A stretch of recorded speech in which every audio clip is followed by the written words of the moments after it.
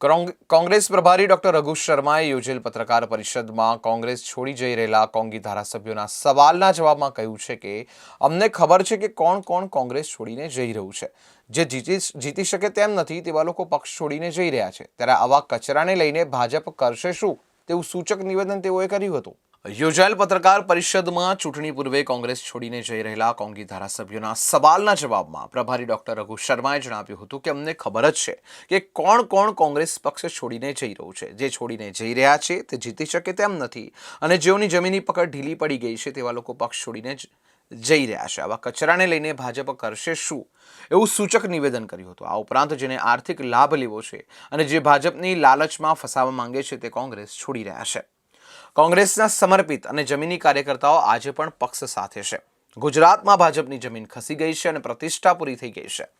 હાલ ગુજરાતમાં ભાજપ માત્ર ઇવેન્ટ મેનેજમેન્ટની ખરીદ ફોરક કરી કોંગ્રેસનું मनोबળ નબળું પાડવાની રણનીતિના ભાગરૂપે આવું કરી રહી છે।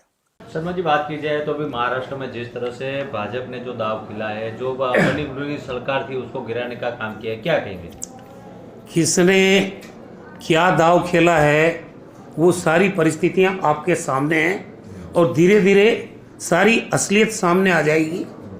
और भारतीय जनता पार्टी राष्ट्रपति का चुनाव आ रहा है, उनके पास पूरे मत है नहीं अपने उम्मीदवार को जिताने के लिए, तो ये सब नौटंकी इस देश में नहीं है। कर्नाटक में चुनी हुई सरकार को गिराया, खरीद फरोख्त करके सरकार बनाई। मध्य प्रदेश में सरकार जो कांग्रेस की थी, चुनी हुई सरकार को गिराने का खून मुंह लग चुका है बीजेपी को।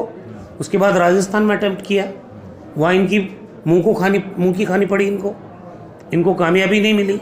ये कहाँ कर नहीं कर रहे हैं?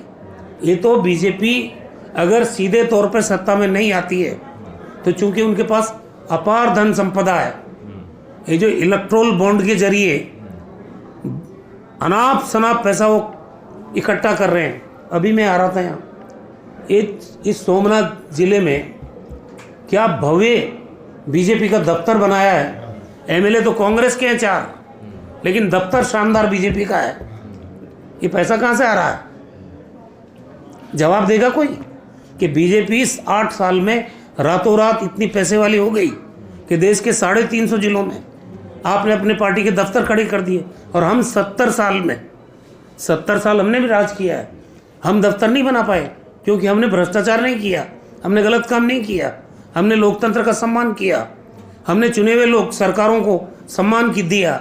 बीजेपी सारी लोकतंत्र, इसीलिए हम कह रहे खतरे में है और ये लोकतंत्र का गला घोटना चाहते हैं। शर्मा जी, बात कीजिए, आप जैसे बोल रहे हैं बीजेपी लोकतंत्र का गला घोट के ये साम दाम दंड भेद की नीति करके सरकारें गिरा रही है। क्या आपको डर लगता है कि जो राजस्थान और छत्तीसगढ़ में जो कांग्रेस की सरकार है उस पर भी कुछ डर बना रहता है? हमें किसी से कोई डर नहीं लगता। हमारे यहाँ ये आ चुके हैं, मार खा के जा चुके हैं, हमारी सरकार को कोई खतरा नहीं है।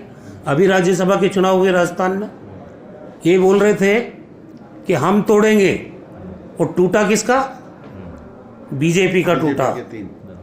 और मैंने कहा था तब भी दिन में, रिजल्ट नहीं आया था, कि हमारे 126 वोट आएंगे और बीजेपी का वोट जितना उनका है उसमें से भी घाटा होगा उनको, और वही शाम को परिणाम आया। गलत फहमी नहीं होनी चाहिए किसी। सर, एक आखिरी बात, गुजरात में भी बात चल रही है कि अभी चुनाव से पहले कांग्रेस के 10 से ज्यादा विधायक भी कांग्रेस छोड़ने वाले, बीजेपी में जाने वाले, ऐसी र्यूमर चल रहा है, ऐसी बातें चल रही है, क्या है? कोई कांग्रेस नहीं छोड़ रहा। जिसकी जमीन खिसक गई, जिसको आर्थिक लाभ लेना है, जो बीजेपी की लालच में फंसना चाहता है, वो पार्टी छोड़ता है। कांग्रेस का समर्पित कार्यकर्ता, जो जमीनी कार्यकर्ता है और जिसकी पकड़ है, वो आज भी कांग्रेस के साथ है।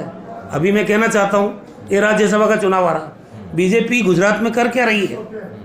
जमीन तो खिसक गई, गुडविल खत्म हो गई, इवेंट मैनेजमेंट कर रही है। इस महीने ये 2 लोगों को खरीदेंगे, अगले महीने ये 2 लोगों को खरीदेंगे, ताकि कांग्रेस का टेम्पो खराब करने की रणनीति के तहत ऐसा किया जा रहा है। हमें मालूम है कौन छोड़ने वाले हैं, लेकिन हमें यह भी मालूम है कि वो जीतने वाले नहीं है। तो उस कचरे को लेके बीजेपी करेगी क्या? वहाँ कोई पूछने वाला नहीं है।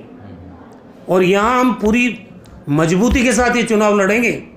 कांग्रेस का कार्यकर्ता मालिक होगा पार्टी का, और वो मालिक चुनाव लड़ाएगा और उनका प्रतिनिधि चुनाव जीतेगा। एमएलए मालिक नहीं होगा, यही काम कर रही है कांग्रेस इस टाइम गुजरात में कि जो आदमी चुनाव नहीं जीत रहा है, हमारे पास रिपोर्ट है, पूरे गुजरात के 182 विधानसभा क्षेत्र की रिपोर्ट मेरे पास है।